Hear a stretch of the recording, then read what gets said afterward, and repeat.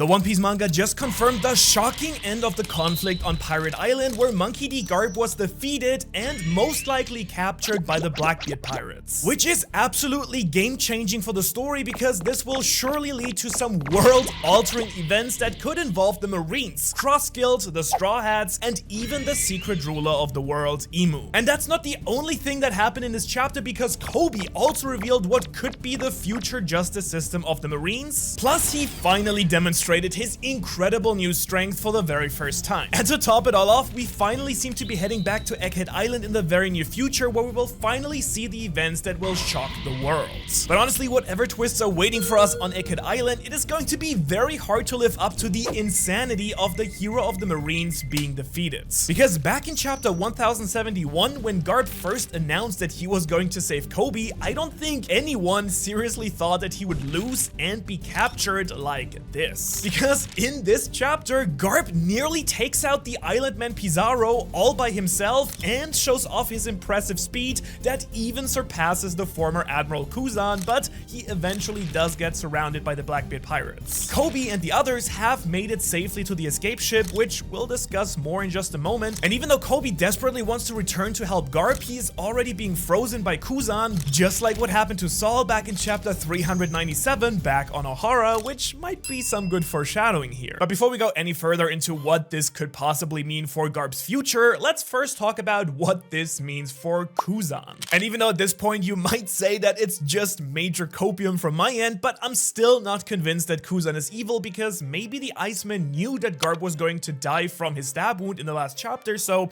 freezing him was a way to keep him alive while his body heals. You know, kind of like going into cryo freeze. Plus, I'm pretty sure that the rest of the Blackbeard pirates would have kept stabbing and shooting Garp until they knew that he was dead for sure, but if he is frozen, then it makes sense that they have stopped. And it's also a major convenient way to keep Garp trapped at the same time, although we've seen characters break out of the ice before, just saying Doflamingo for instance. But before we get back to Garp's future, there is one other mind-blowing point I want to make about what all of this means for Aokiji, because if you look at the title of that chapter, it is named The Last Lesson. So I'm kind of wondering if this scene where Garp sacrifices himself to save Koby is actually the so-called last lesson that Garp is trying to teach to Kuzan. Because if Garp is willing to give up his own life to protect the person that he most believes in, then maybe Kuzan is being set up to do the very same thing in the future. And if we are thinking along these lines, then the person that makes the most sense for him to sacrifice himself for would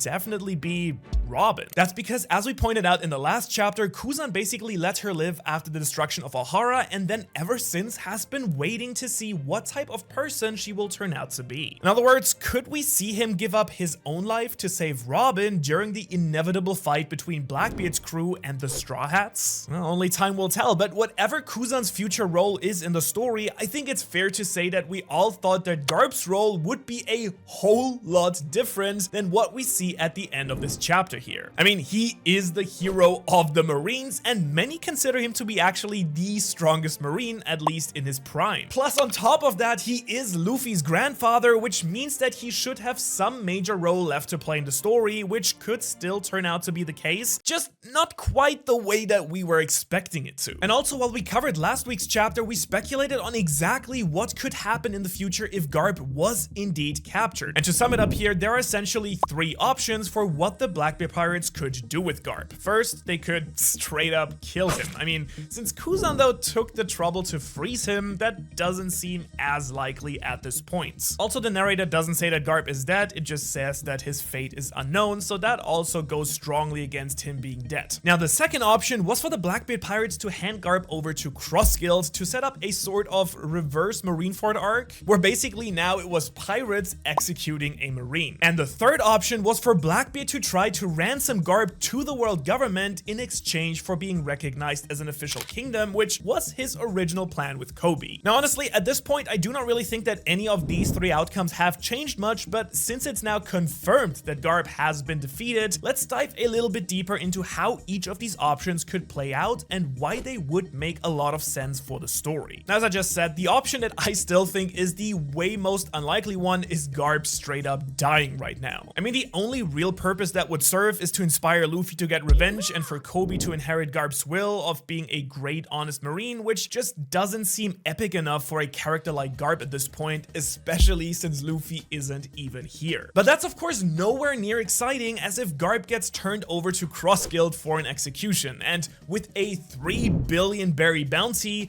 I kind of wonder how the leaders of Cross Guild would even pay that amount of money, but let's just assume they do get their hands on Garp, then we could be in for a global broadcast execution on the same scale as Marineford. And I'm pretty sure that Garp's marine friends would absolutely come to save him unless they were ordered not to, which might cause even more marines to resign if that were to happen, and I'd also expect Luffy to come to save his grandfather. And on top of that, Shanks could also be showing up as well, which would have actually disastrous consequences, which we'll discuss in just a moment. But honestly though, I don't think that Oda would have another execution style epic war just for the sake of it, so let's analyze some of the reasons that Marineford was so impactful for the story. Well, first of all, before the war even started, the Darkness Fruit user snuck into Impel Down and recruited some of the most powerful prisoners onto his crew. In other words, if we are having another kind of war like Marineford, I wonder if Blackbeard would try to do something similar and steal another prisoner out of Impel Down. And if you're wondering who that might be, well, look no further than this pink guy right here. No,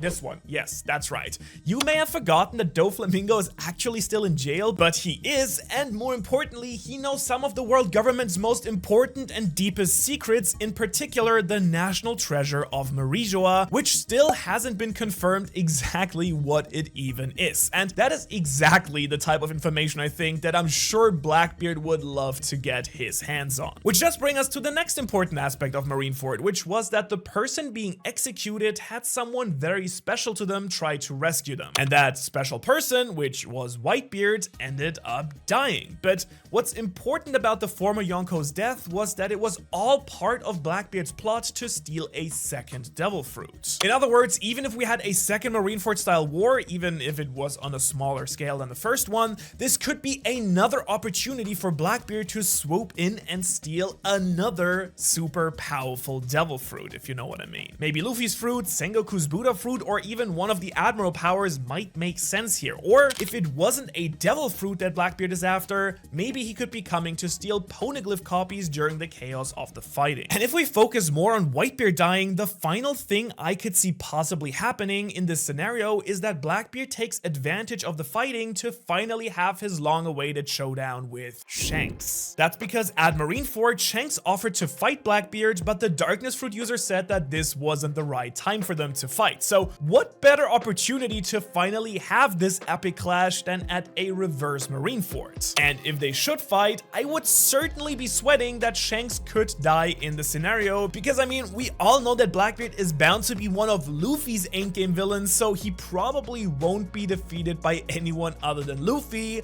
which does bode very badly for Shanks, who already has a pretty bad death flag on his head. And honestly, that's not even the most insane thing that could happen in such a scenario, so make sure you're subscribed to stay up to date with anything One Piece related. And I say that because if Blackbeard doesn't hand Garp over to Cross Guild, then the other likely option is that he tries to ransom the hero of the Marines in exchange for Pirate Island being officially recognized as part of the world government. Which of course would mean that Blackbeard would become king, which if I'm being honest, it is entirely possible that the world government would simply refuse this and not give Blackbeard what he wants. But let's assume for a minute that they do agree and Blackbeard becomes an official king of the world government. And I'm warning you right now, strap on your seatbelt, because if this happens, it could change everything that we know about the final war at the end of the story. And so to set this up, let's head back to chapter 907, where we're first introduced to the empty throne in Marijoa. Here we can see that this annoying guy right here is making his oath as the new king of the Goa kingdom, and to do this, he's supposed to place a blade before the empty throne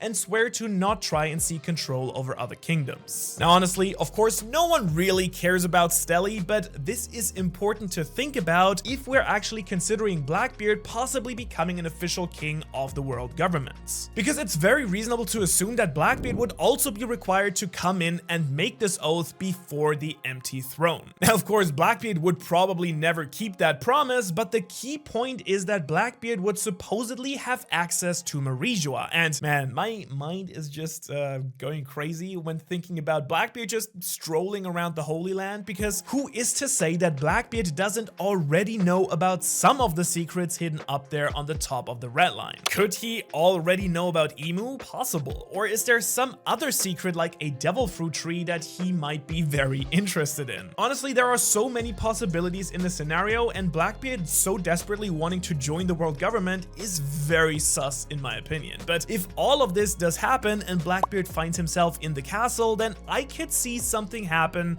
that could completely change the entire story. And that's because in chapter 1085, we were first shown the Gorosei and Emu's powers. And while these powers were still kind of kept in silhouette, many people have also speculated that Emu really does have some sort of powers relating to darkness, shadow, or nightmares. And so I'm really super curious how these powers would fare against Blackbeard's actual darkness devil fruit powers. I mean, for instance, could Blackbeard's darkness devil fruit negate Emu's and the Gorosei's abilities? And if they fight, then the outcome could shake and change the entire world. I mean, can you imagine if Blackbeard somehow took out Emu and the Gorosei and that way became the final villain? Which I totally admit does sound kind of crazy, but just think about it for a moment here. I mean, one thing that has always been strange to me about the endgame of One Piece is that there are basically two final boss type characters so far: Blackbeard and Emu, and I guess Akainu, but let's not get into that. And if we assume that Luffy is supposed to fight Blackbeard for the One Piece, then does he go and fight Emu afterwards? Or does Emu come to Laugh Tale? Or does Luffy and Blackbeard team up to fight Emu? Now, it honestly has always seemed kind of weird, because obviously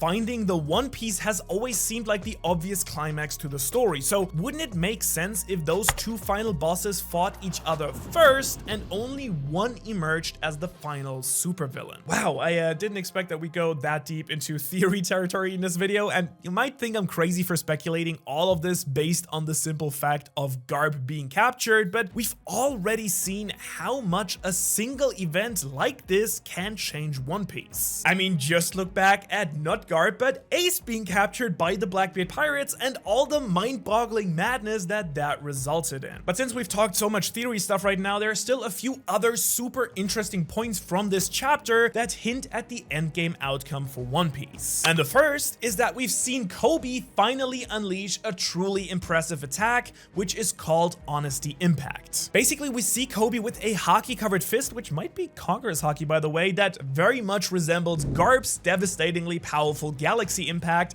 that we just saw in chapter 1080, and he completely destroys the giant hand that is about to crush the escaping marine vessel. Clearly, Koby has learned a thing or two from Garp, but what I'm most interested in is the honesty part of the attack name, because I think this could be important foreshadowing for the type of justice that Koby will embrace when he eventually becomes an admiral of the Marines. Honest justice, because I mean, it goes along with his character, and it's a stark contrast to the corruption that exists in the current world government and the Marines. I mean, to be honest, the world government is actually incredibly dishonest in many situations, especially when they try to cover up the horrible events in Alabasta and Dressrosa and Ohara, and the list just goes on and on. In other words, I'm definitely looking forward for some change of philosophy that Koby will hopefully bring to the Marines in the future. Plus, we finally get to see more of why exactly Garp believes so much in Koby. And that's because we get to see many of the interactions during Koby's time training with Garp and see just how hard he had to work to become as strong as he is. But that's not the only impressive thing that he does, because we also get to see exactly how Koby ended up captured by Blackbeard. Basically, in chapter 1059, we saw the start of this conflict on Amazon Lily, where Blackbeard attacked with the hope of taking the pirate Empress Boa Hancock's devil fruit. And while the Yonko was stopped by a combination of Koby, the Seraphim, and Silver's Rayleigh, it does turn out that Blackbeard was going to take hundreds of Marines with his as prisoners. That was at least until Koby offered to trade himself in for all of those Marines, which is how he ended up being captured in the first place. And if that's not what you call being a hero, then I don't don't know what is. So it does make even more sense now why Garp has so much faith in Koby. But moving a little bit more along in the chapter, we get a narrator box which explains that tomorrow's newspaper has information that Koby was safe, Garp disappeared on Pirate Island, and apparently that Luffy is going to claim Egghead Island as his own territory. Now, we do have to keep in mind that this is the newspaper, which usually does exaggerate and twist things, but regardless, it seems that we finally shift back to Egghead Island. We even get to see that the ships carrying 𝙻𝚎𝚐𝚐 and Admiral Kizaru are finally pulling up to the islands. And so after 9 whole chapters away, we're finally going to return for the conclusion of this arc that we were literally told will shock the entire world. And I'm so excited to see the Straw Hats again, in particular their inevitable encounter with 𝙻𝚎𝚐 and an admiral. And after seeing a bit of what his powers might be doing in chapter 1085, I simply cannot wait to see him and Kizaru in action against Luffy. However, we still have to remember that they are not the only people here, because we also know that someone from Blackbeard's crew is here as well, which brings us back to the question of what they could also be doing here. And one idea that I saw on Twitter posted by the user 3skullJoe was that Blackbeard could be bringing Big Mom's daughter Pudding to try and use her devil fruit powers to get some top secret information out of Vegapunk. I did really like that idea, so shout out to him. And in case you forgot, Pudding has the memory devil fruit power, which lets her see and manipulate a person's memories. So if Pudding is forced to use her powers on the genius scientists, I do wonder what type of information he could be after. Either plans for some incredibly powerful technology, secrets about the Void Century, or how to read the poneglyphs, or maybe something related to devil fruits. But even if this specific scenario wasn't the case, Blackbeard might be able to use Pudding on the newly captured Garp to retrieve some memories from the hero of the Marines. And what memory specifically might Blackbeard be after in this case? Well, how about information about the person who inspired Blackbeard the most, Rox D. Zebek? After all, Garp was the one who defeated Rox with the help of Roger, so he is sure to know a lot of valuable information about this infamous pirate from over 40 years ago. And hold on, if this were to happen, then does that mean that we could actually get a real flashback to the events of God Valley? I mean, if I'm being honest, I have been dying to see the legendary clash between Roger, Garp, and Rox in the manga, which I bet would undoubtedly be one of the most hyped moments in the entire story. And if all of this has gotten you to want a pure injection of the most badass moments in the entire story, then you can check out my ranking of the most exciting moments in all of One Piece right here. Thanks for watching, and I'll see you in the next one.